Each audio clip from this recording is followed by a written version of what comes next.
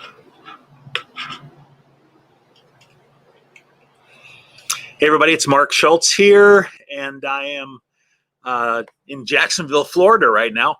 And most of you know that I actually am from the Seattle area, and you're probably asking, well, what am I doing down in Jacksonville right now? Well, I went down to visit some family. I actually took a flight, traveled down to Jacksonville, Florida, and went down to see my father-in-law. Had a birthday party with him last week. And we flew down here. We flew down here in the transportation system, and actually I felt pretty good about it. It was about 2 weeks ago that we came down here, and actually everything went pretty well with the airline that we flew down on, and everything went good. Just checking here to see if I'm live, and I actually am. It looks good. Wanted to just tell you, hey, if you're out there watching me right now, I'm broadcasting right now in 5 or 6 different places, but one place that I'm broadcasting right now is actually in an event that I created for the conference. And scrolling across the bottom of the screen here right now is some information about the event that I've been attending this week. It's the Aircraft Commerce Virtual Expo. It's a 5-day conference, and if you wanted to attend it, there's actually a URL right in the bottom of the screen right there that you can register to attend it. But what it is it's the Aircraft Commerce Virtual Conference, and it's focused on MRO and flight operations IT, number one. And number two, it's focused on flight operations. And number three, it's focused on the connected passenger and aircraft experience. And there's been a lot of really great presentations this week and vendors that you can go and talk to. But hey, listen, I want to tell you why I'm jumping on here live today, all right, is that there's a really difficult time networking today out there, and to be able to grow your business and to grow virtually. And so I wanted to encourage you to get engaged in networking and events and things like what I'm doing right now. It's because we have got to recover aviation. We have got to work toward recovery in aviation. I've seen a few good things in the news lately. Like I saw the 737 MAX was actually, the FAA actually approved it to go back into service again. And so that was really good news for the industry. But you know that there's been some challenges with the virus and the instances of the virus going up in both Europe and in the United States. And it's causing there to be a reduction in travel. And so we need to find ways to grow our business, all right? And one of the ways that we can do that is by networking and communicating with people and doing more virtual, kind of activity.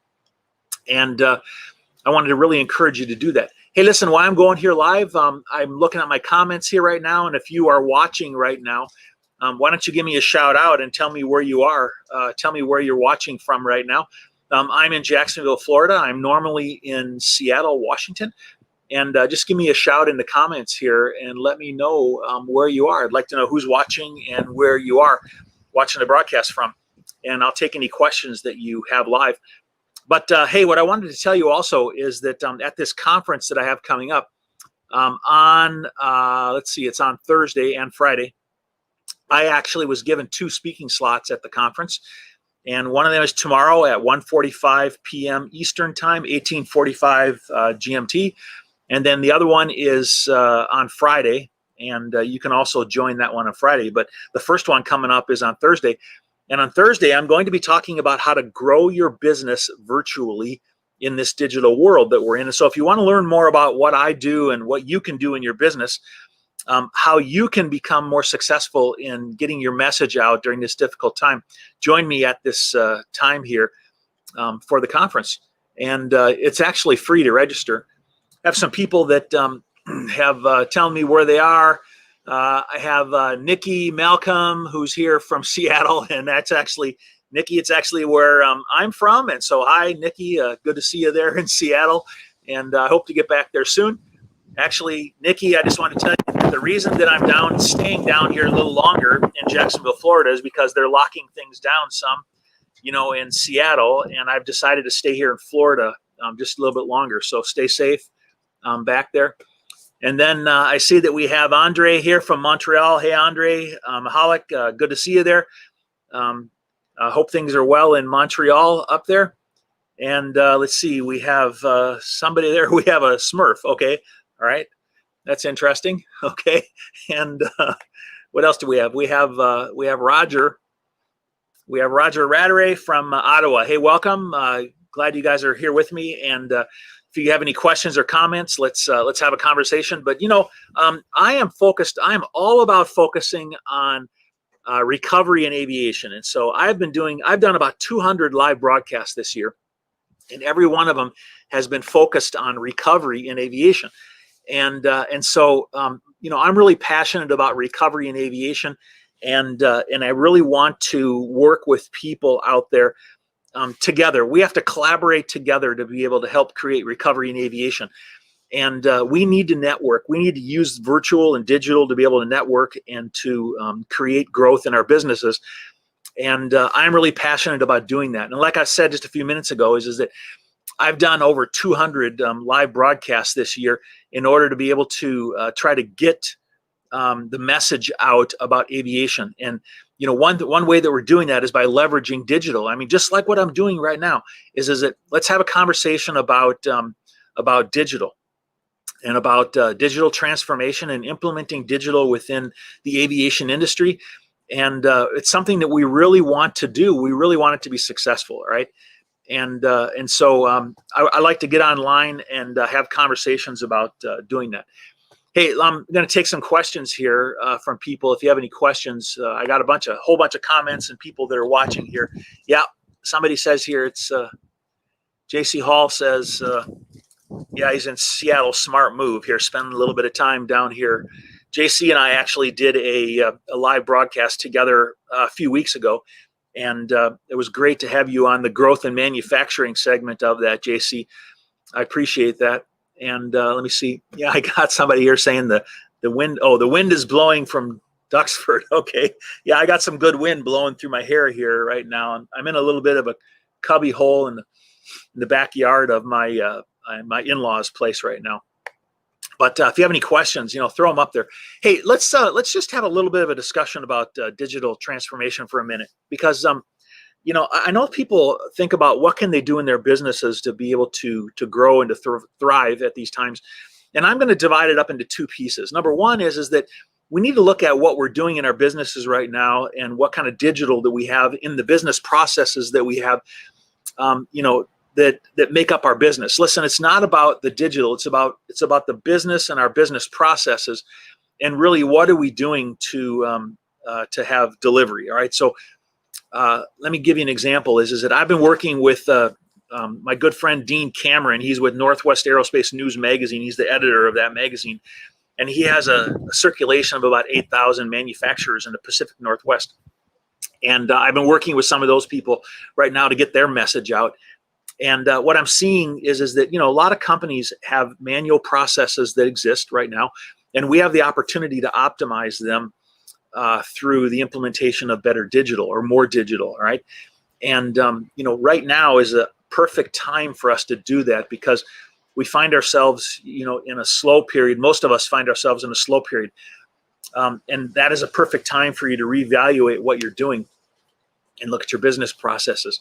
But I want to make a recommendation is that when you're doing this, you should be looking at the things that really are core and central to your business. What's the primary reason for you, being in business? What are you delivering, today? And look at those business processes and say, how could you radically improve or dramatically increase your output, or maybe reduce the cycle time and what it takes to do something, and basically, how could you optimize what it is that you're doing? Now, you might say to yourself, well, I don't need to dramatically increase output right now because things are down. Well, that's the other half of the equation. The other half of the equation is, what are you doing to grow your business right now? Look, I am not pulling back right now, even though things are shrinking in the industry right now, still until next year, probably. I'm looking for new sectors to be able to increase my business. I'm saying, where can I increase my business? And I'm getting my message out more and more and more. And I'm making certain that I'm increasing what I'm doing significantly. I've told people that that last year I started doing some live broadcasts and some online videos and things like that. And I did a few of them here and there, and I started to try to increase my digital presence. And I actually have about 20,000 followers of this broadcast series that I have right now, which is Recovery in Aviation.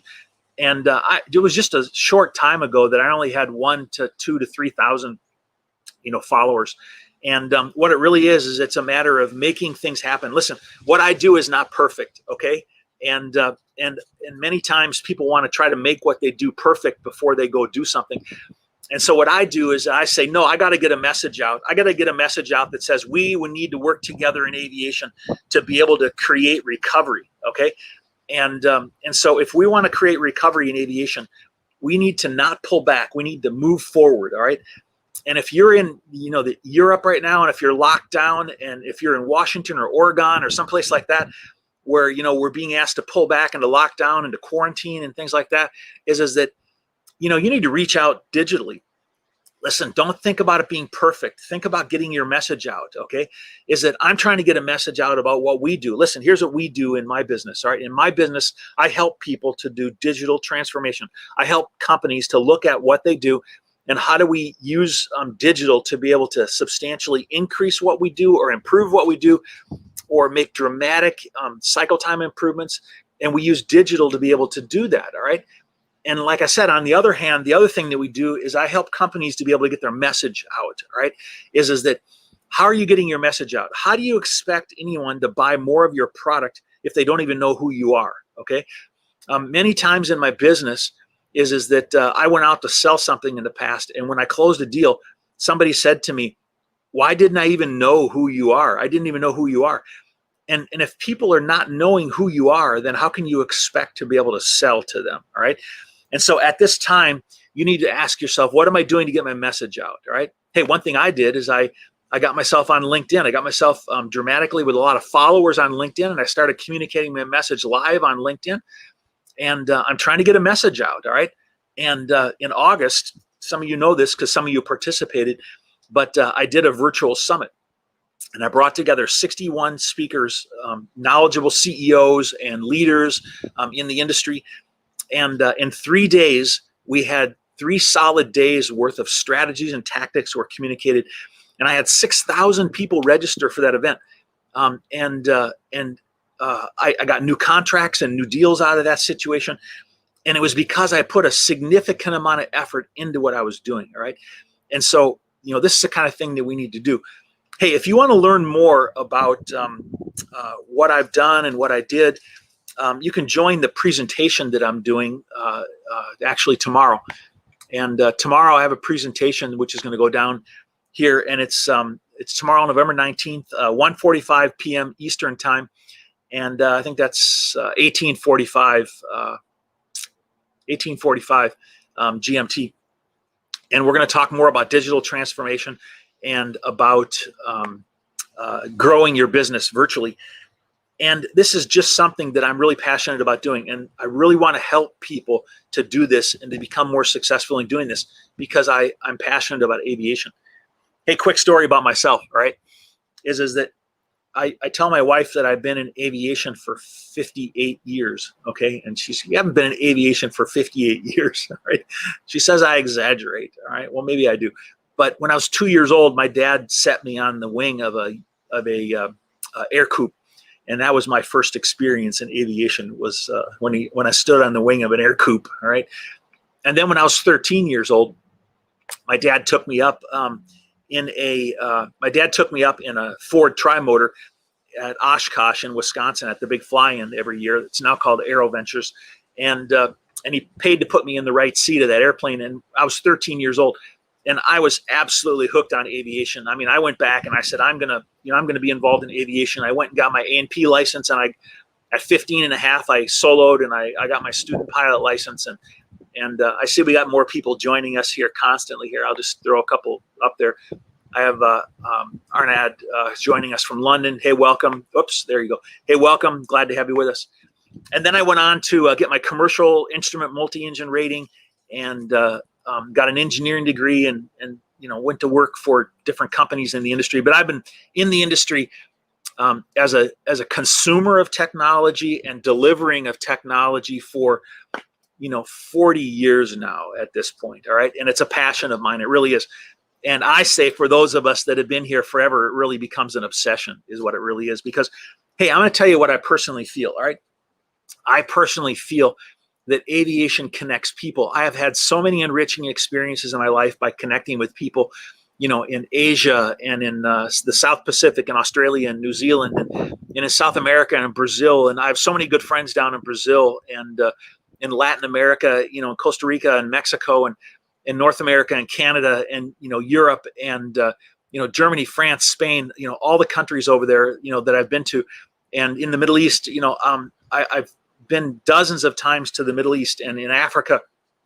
I've been all around the world, and I've helped over 200 MROs and airlines and OEMs do implementations of systems and solutions. But I believe, here's what my passion is.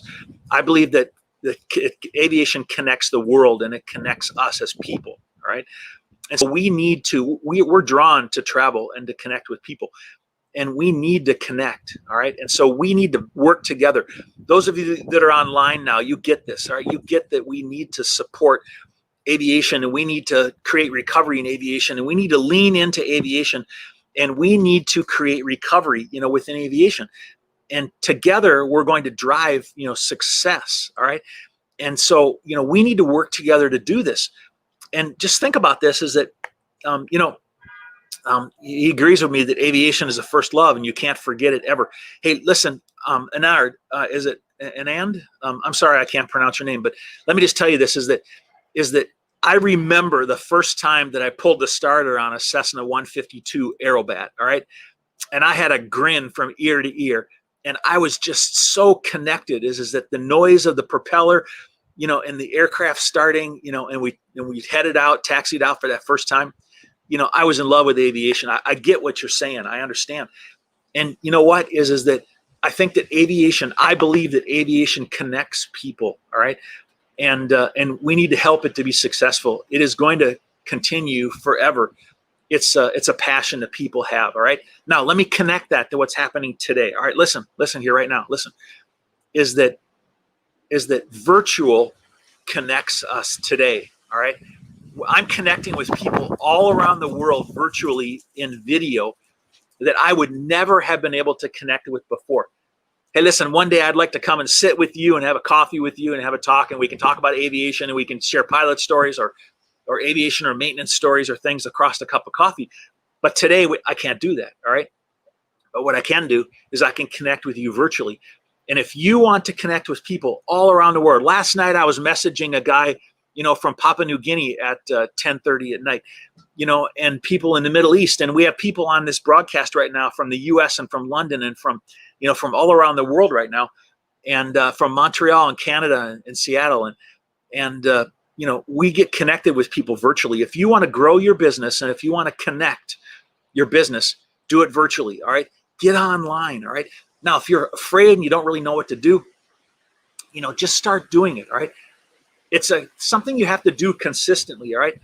Is that action always trumps, let me re-say that.